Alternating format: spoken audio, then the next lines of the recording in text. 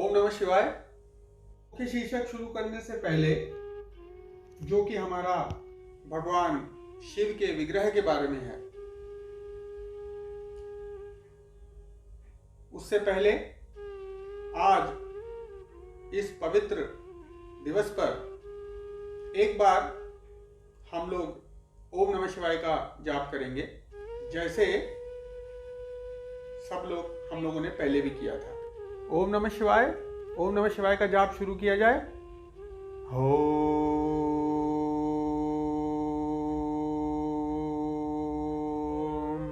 इस तरीके से नासा छिद्रों से सांस लेनी है और यहाँ इकट्ठा करना है और पूरी सांस को धीरे धीरे छोड़ देना है। ओम नमः शिवाय का जाप सब लोग करेंगे।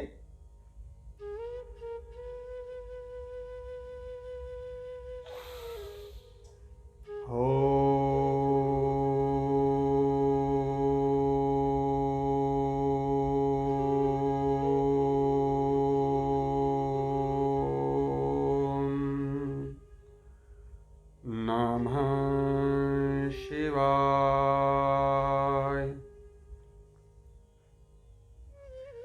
अब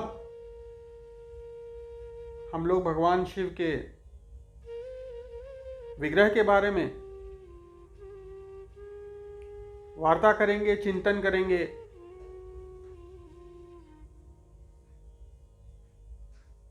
ज्ञान और विज्ञान की दृष्टि से, अध्यात्म और विज्ञान। भगवान शिव हम सबको संदेश दे रहे हैं। वो संदेश क्या दे रहे हैं, उसको हम सुनने का प्रयत्न करेंगे। सबसे पहले हम आएंगे भगवान शिव के शिखर पर, जो चंद्रमा है उसके बारे में। उनके बारे में हम सबसे पहले पौराणिक कथा सुनेंगे और फिर उसका आध्यात्मिक ज्ञान क्या है और उसका विज्ञान क्या है।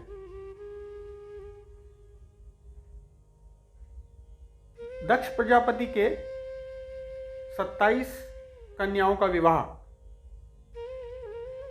चंद्रदेव के साथ कराया गया और चंद्रमा सबसे ज्यादा अपनी एक पत्नी रोहिणी पे आसक्त थे। बाकी कन्याओं ने बार बार अपने पिता से चंद्रदेव के व्यवहार की आलोचना की और चंद्रदेव ने और चंद्रदेव को और उनकी पत्नी को दक्ष प्रजापति ने बहुत समझाने का प्रयास किया कि ये सारी की सारी पत्नियां आपकी हैं, ये सारी की सारी पुत्रियां मेरी जो हैं वो मैंने आपको दी हैं, तो आप सबका ध्यान रखिए।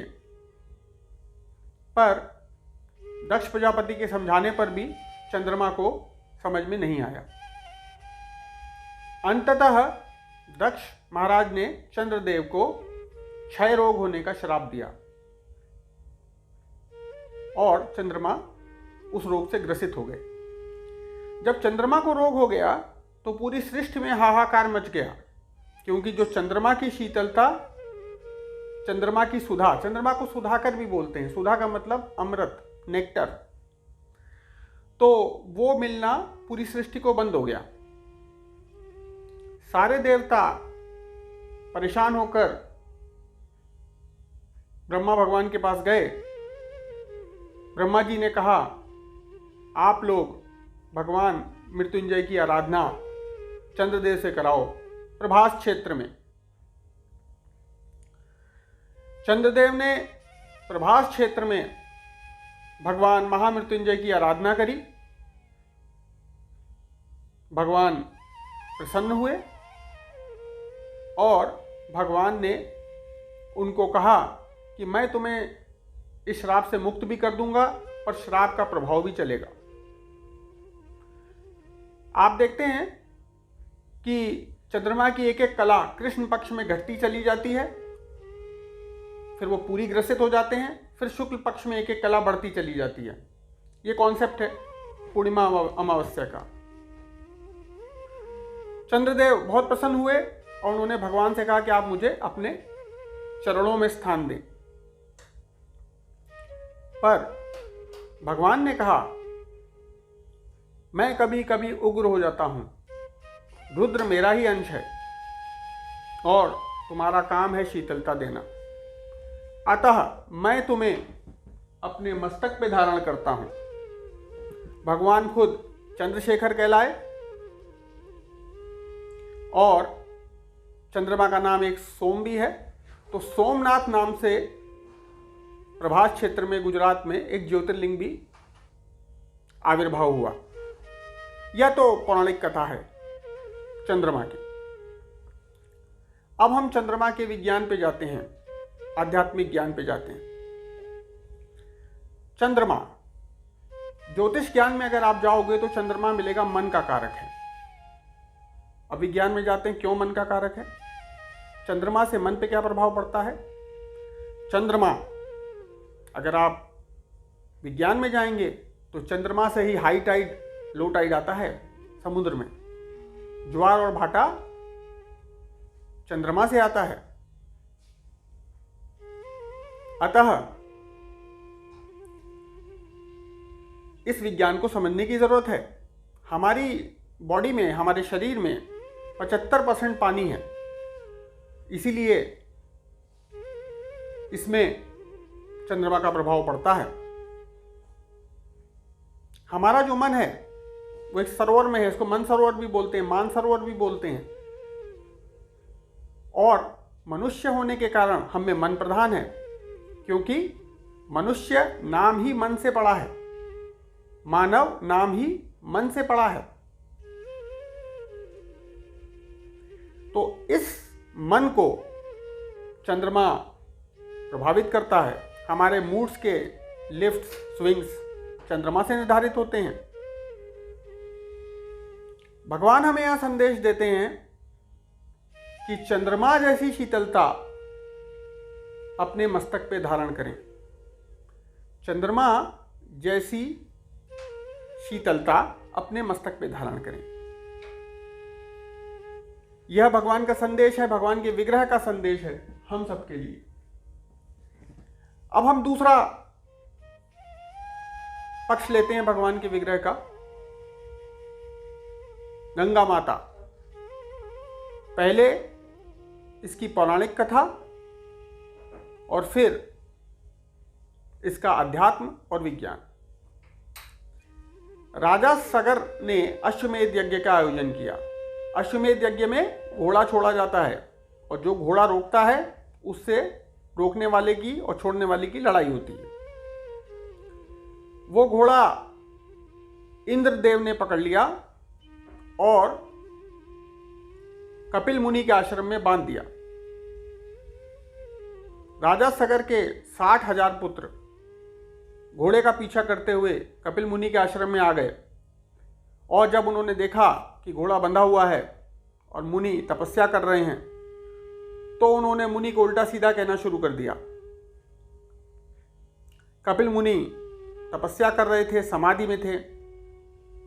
एकदम से वो उठे और उनको क्रोध आ गया और उनकी क्रोधाग्नि से सारे सगर के जितने भी पुत्र वहां आए थे सब जल गए, भस्म हो गए।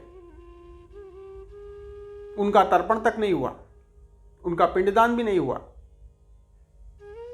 जब एक और पुत्र को ऐसा पता चला, उनका नाम था अंशुमान। अंशुमान आए और उन्होंने कपिल मुनि से प्रार्थना की और अपने भाइयों की निवृत्ति का उपाय पूछा।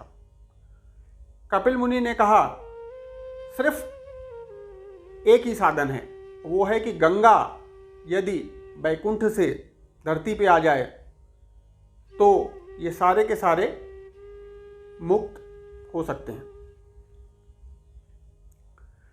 जब अंशुमान को ऐसा पता चला, उन्होंने प्रयास किया, उनके पुत्र दिलीप ने भी प्रयास किया, पर सफलता नहीं मिली। दिलीप के पुत्र भागीरथ ने घनघोर तपस्या की और गंगा माता को प्रसन्न किया। गंगा माता प्रसन्न हो गईं, भगीरथ से बोली, मैं आने को तैयार हूं, परंतु पुत्र मेरे वेग से पूरी सृष्टि का विनाश हो जाएगा। यह धरती मेरे वेग को नहीं ले सकती। जब इसका साधन पूछा भगीरथ ने, तो गंगा मां बोली, तुम शिव की तपस्या करो, शिव भगवान को प्रसन्न करो। यदि वो अपनी जटाओं में मुझे ले लें तो उनकी जटाओं से मेरा वेग कम हो जाएगा और मैं धरती पर अवतरित हो जाऊंगी। भगीरथ ने फिर भगवान शिव के लिए तपस्या की और भगवान शिव को प्रसन्न करके गंगा को धरती पे लाए। इसलिए गंगा का एक नाम भागीरथी भी पड़ा। यह पौराणिक विवेचन था। पर गंगा मस्तक पे है, ये क्या बताता है? ये क्या अध्यात्म है? गंगा मुक्त करती है, गंगा शुद्ध करती है, ज्ञान भी मुक्त करता है, ज्ञान भी शुद्ध करता है। भगवान यहां बताना चाहते हैं ये ज्ञान की गंगा है, ये ज्ञान की गंगा है। स्नेह प्रेम दिल में रखा जाता है, ज्ञान मस्तक में रखा जाता है। अतः भगवान का ये संदेश है हम सब के लिए कि यदि उन्नयन चाहिए, प्रोग्रेस चाहिए, आध्यात्मिक लाइफ में आगे बढ़ना है, तो ज्ञान को मस्तक में धारण करें, तत्व ज्ञान को, विशुद्ध ज्ञान को, क्योंकि यह ज्ञान पूरे के पूरे तुम्हारी देह, मन, आत्मा सबको शीतल कर देगा, सबको ज्ञानमयी कर देगा, सबकी गंगा में डुबकी लग जाएगी। तीसरा विग्रह का तीसरा अंश लेते हैं। हालांकि एक बहुत बड़ा विज्ञान है इसमें। सर्प, भगवान समाधि में है, समाधि में बैठे हुए भगवान के कंठ में सर्प हरकत करता है। सर्प प्रतीक है हमारी सोई हुई कुंडलनी ऊर्जा का। हमारी जितनी भी योग ऊर्जा है वो स्पाइनल कॉर्ड के नीचे सर्प के आकार में पड़ी रहती है और अनयूज्ड रहती है।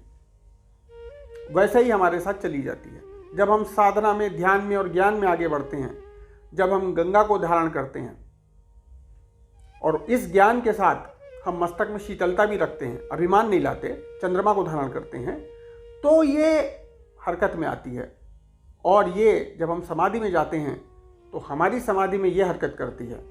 इसीलिए वो सर्प जो है हरकत करता हुआ दिखता है। चौथा संदेश लेते हैं भगवान से। भगवान ध्यान में रहते हैं। तीसरी आंख उनकी आधी खुली है, आधी बंद। ना तो पूरी बंद है ना पूरी खुली है। पूरी बंद रहेगी तो भगवान हम सबको देख नहीं पाएंगे, पूरी खुल जाएगी तो प्रलय आ जाएगी। भगवान का ये संदेश है कि हर व्यक्ति को आधा खुला आधा बंद, संसार में रहते हुए, कर्तव्य करते हुए ऊपर की ओर ध्यान लगाना है, समाधि की अवस्था में जाना है। ये संदेश है। संसार में भी रहना है, कर्तव्य निर्वहन करना है, पर परमात्मा की कृपा को भी पाना है। अब चौथा विग्रह लेते हैं। त्रिशूल, त्रिपुंड, त्रिशूल, शूल मतलब कष्ट, दुख, कांटा। त्रिशूल, 3 कांटे। हर व्यक्ति के जीवन में 3 गुण होते हैं, सात्विक, राजस और तामस। इन तीनों का उल्लंघन करना है। सात्विक, राजस और तामस अर्थात अकर्ता भाव में आना है। यह भगवान संदेश दे रहे हैं। हर व्यक्ति के जीवन में 3 अवस्थाएं होती हैं, जागना, सोना और सपना, स्वप्न देखना। जागृति, सुषुप्ति और स्वप्न। तीनों से आगे जाना है समाधि में, तुरीय अवस्था में। 3 शूल हैं, तीनों को हटाना है। हम सबके जीवन में 3 प्रकार के कष्ट हैं। आदि भौतिक, आदि भौतिक मतलब शरीर के कष्ट, देह के कष्ट। आध्यात्मिक, आध्यात्मिक अर्थात मानसिक, मन में कष्ट। आधिदैविक, आधिदैविक मतलब जो कोई प्रलय आ गई, कोई प्रकृति ने कुछ कर दिया, या पुराने कर्मों से जो हमें ज्ञात नहीं है उससे हमें जो कर्म भोगने पड़ रहे हैं। ये तीन शूल हैं, त्रिपुंड और त्रिशूल। ये हमको सिखाते हैं कि हमें इसका अतिक्रमण करना है। भगवान का वर्ण नीला है, भगवान का कंठ नीला है। ये क्या बताता है? सृष्टि में अगर ध्यान से देखो तो जो भी वस्तु तुम्हें अनंत दिखती है वो नीली दिखती है। आकाश नीला दिखता है, पानी नीला दिखता है। इसीलिए भगवान क्योंकि अनंत हैं वो नीले दिखते हैं। पर पानी वस्तुतः है क्या? रंगहीन, का कोई रंग नहीं है। आकाश का कोई रंग नहीं है, दिखता नीला है। क्यों? क्योंकि साइंटिफिक जिसने जिसने बच्चों ने डिस्पर्जन अभी पढ़ा होगा, सन की रेज में जो ब्लू कलर है उसका डिस्पर्जन सबसे ज़्यादा होता है। इसलिए जो भी चीज़ बहुत बड़ी होती है वो सनलाइट में नीली दिखती है। अगले विग्रह में जाते हैं, डमरू और तांडव। डमरू का शेप कैसा है? डमरू आगे से खुला हुआ, बीच में सिकुड़ा हुआ, फिर खुला हुआ। क्या इंडिकेट करता है? जिन जिन लोगों ने गणित पढ़ी है और वो इन्फिनाइट बनाया है, अनंत बनाया है, ये अनंत का शेप है। बाहर से बड़ा, फिर बीच में शून्य, फिर बड़ा, अर्थात सृष्टि, फिर विलय, फिर सृष्टि, फिर विलय, फिर सृष्टि। हम लोगों ने साइंस में पढ़ा था कि मैटर की जो लोएस्ट यूनिट है वो प्रोटॉन, इलेक्ट्रॉन, न्यूट्रॉन है। पर अब क्वांटम फिजिक्स से ये डिसाइड हो गया है कि मैटर की जो लोएस्ट यूनिट है वो ऊर्जा है, एनर्जी है, वेव है। वेव क्या है? निर्गुण, निराकार, कोई शेप नहीं है। तो डमरू से जो ऊर्जा निकलती है और उस ऊर्जा को संचरित वेव की जो गति मिलती है वो तांडव से मिलती है, नृत्य से मिलती है। इससे सृष्टि का उद्भव होता है। बिग बैंग साउंड, ध्वनि, ये साइंस बोलता है। इससे जो है पूरी सृष्टि अस्तित्व में आई और यही लय भी करता है, एक विस्फोट होता है जो पूरी सृष्टि को विलय कर देता है। यह निराकार और निर्गुण ऊर्जा कई मैटर्स में, कई बॉडीज में चली जाती है और उन बॉडीज को चलायमान कर देती है। यह कॉन्सेप्ट है अद्वैत का, यह कॉन्सेप्ट है निर्गुण ब्रह्म का। एक चेतना सारी चेतनाओं को चला रही है, महाचेतना।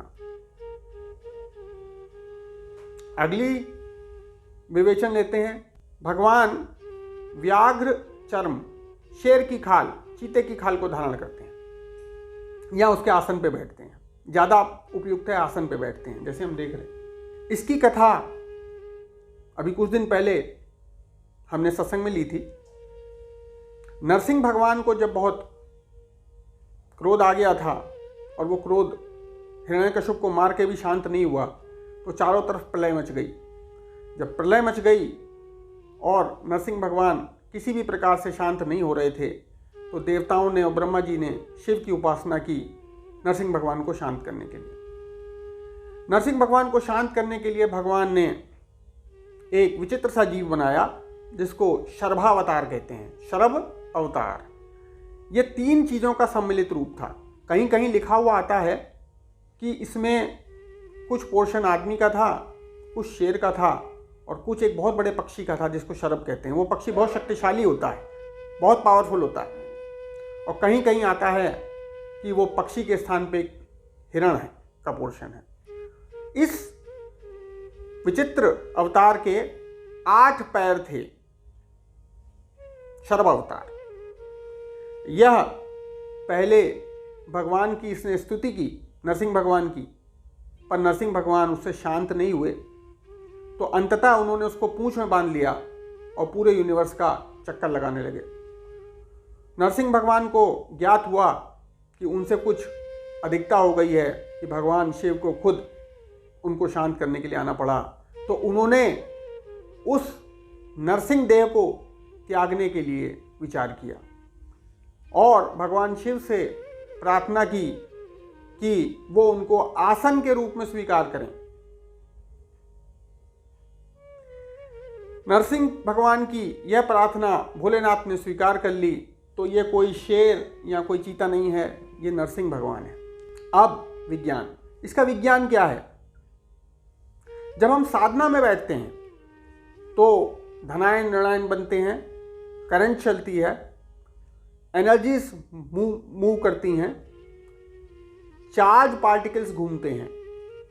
अर्थ जो है, जो पृथ्वी है, वो एक बहुत बड़ी रिसेप्टर है। तो जितना भी चार्ज आपकी बॉडी में आया है, जितना भी आवेश आया है, वो अर्थ ले लेती है, सारा चार्ज उसमें चला जाता है, आप शून्य हो जाते हो।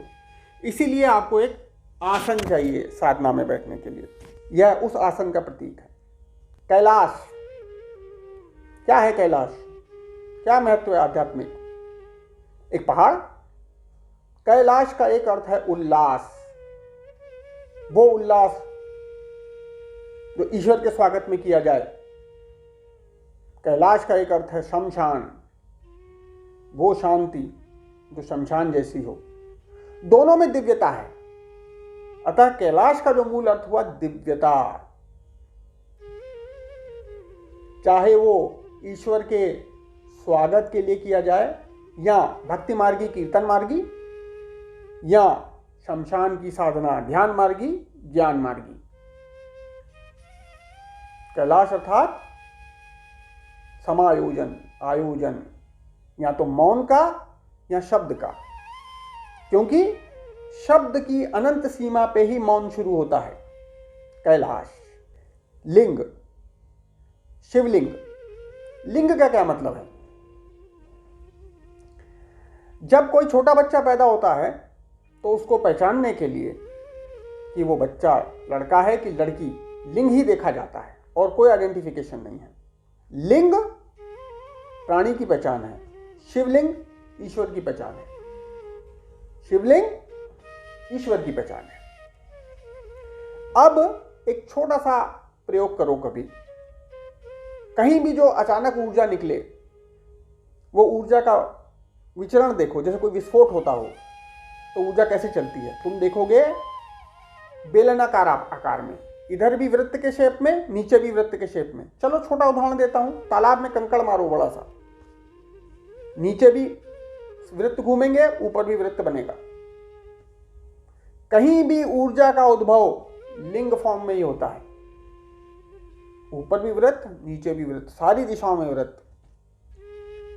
अतः जो स्वयंभू लिंग है वो ऊर्जा के केंद्र हैं, वहां पे स्वयं ऊर्जा प्रकट हुई है।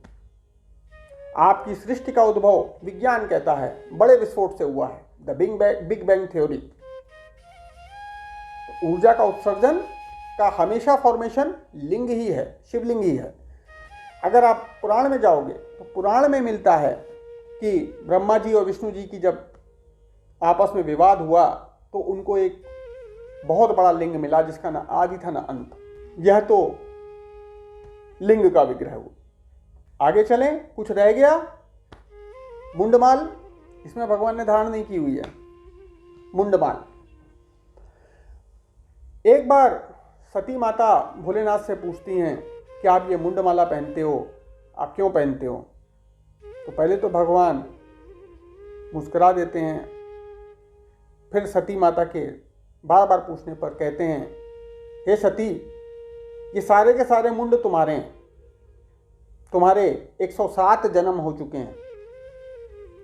तो सती माता कहती हैं, आपके कितने जन्म हुए? भोलेनाथ मुस्कुराते हैं, बोलते हैं, मैं तो अनादि हूँ, मेरा क्या जन्म और क्या मृत्यु। तो सती माता क्रोधित हो जाती हैं, कहती हैं आप मुझे भी अमर कीजिए। तो मैंने कहीं प्रसंग आप लोगों के लिए लिया था सत्संग में, अमरनाथ की कथा, कि वो अमरनाथ की गुफा में जाते हैं, वहाँ माता सो जाती हैं और एक तोता शुक सुन लेता है। तो वो प्रसंग आज मैं नहीं लूँगा, क्योंकि सती माता कथा नहीं सुन पाती, इसलिए सती माता अमर नहीं हो पाती और सती माता की मृत्यु होती है। वो 108वां मुंड भगवान के गले में लगता है। पार्वती माता फिर अमर हो जाती है। ठीक है, तो ये तो पौराणिक विवेचन है। ये क्या बताता है मुंडमाला? मुंडमाला बताती है मृत्यु को सदा याद रखो, कुछ भी मिल जाए, कुछ भी पालो, क्योंकि ये मृत्यु तुमको अभिमान नहीं होने देगी। यदि तुम मृत्यु को सोचोगे, तुम्हारा दिमाग खराब नहीं करेगी, तुमको कुकर्म नहीं करने देगी, तुमको बताती रहेगी आप कुछ ही समय के लिए हो। भस्म, साइंटिफिक एनालिसिस से पता चलता है कि जो लोग भस्म लगाते हैं उनके रोमकूप, बालों के जो छेद हैं वो बंद हो जाते हैं और उससे उनको ठंड और गर्मी दोनों अनुभव होना खत्म हो जाता है। ये तो साइंस है। अध्यात्म क्या है? भस्म लास्ट फॉर्मेशन है। प्रलय आ जाए, कुछ आ जाए, आग लग जाए, भस्म से नीचे कुछ नहीं बनेगा। जो बनेगा वो भस्म बनेगी। अर्थात भस्म विशुद्ध है, भस्म सत्य है, भस्म ही दैहिक अंत है।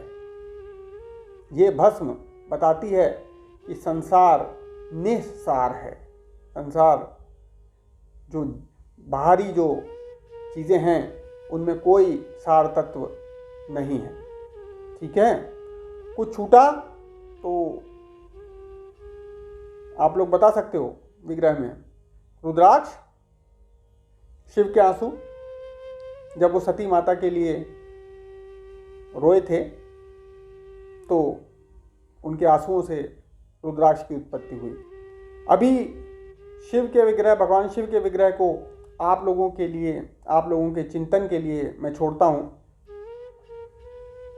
ठीक है, कभी कोई प्रश्न हो, पूछना हो तो सत्संग ग्रुप में भी पूछ सकते हैं, पर इस पर चिंतन करिए। ये आपको भगवान शिव क्या संदेश दे रहे हैं, क्या बताना चाहते हैं, आपको कैसे जीवन जीना है ये बताना चाहते हैं। संसार में भी, समाधि में भी कुंडलिनी को जागृत करना है। मस्तक में ज्ञान की गंगा और चंद्रमा की शीतलता को धारण करना है। ठीक है, तीनों तापों का निवारण करना है। नंदी बाबा को भी ले लेते हैं, नंदीश्वर। धर्म ग्रंथों में बताया गया है कि नंदीश्वर मूल धर्म के प्रतीक हैं। हमारा जो मूल धर्म है वो क्या है? वो हमको कहता है कि हमें 4 अंगों का निर्वहन करना है। जो नंदी बाबा हैं वो एक बैल हैं। बैल को हमेशा धर्म के रूप में बताया गया है। उसके 4 पैर होते हैं, धर्म, अर्थ, काम और मोक्ष। उसके 4 पैर होते हैं, सत्य, तप, दान और नाम। ठीक है, तो हमें नंदी बाबा का इसी पे का अनुसरण करना है, क्योंकि भगवान शिव उसी पे सवारी करते हैं। भगवान शिव धर्म पे सवारी करते हैं, तो हमें उस धर्म को अंगीकार करना है, उस धर्म को स्वीकार करना है।